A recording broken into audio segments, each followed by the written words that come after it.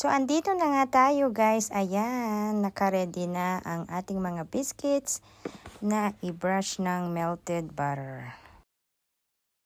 Bakit may melted butter pa? Gumamit na tayo ng lard kanina. Ang melted butter po ay ibabrush lang po natin sa babaw ng biscuits para maging golden brown siya kapag na-bake.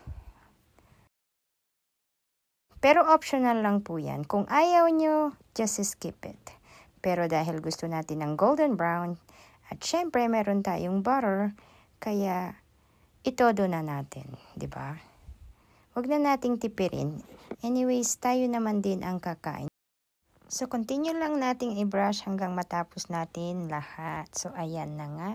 At ready nang i-bake ang ating biscuits. So, while brushing that, na-preheat na natin yung oven kanina.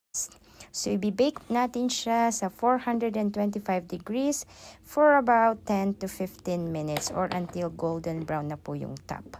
At eto na po siya. O, diba? Kita nyo ang difference at tignan nyo ang ilalim.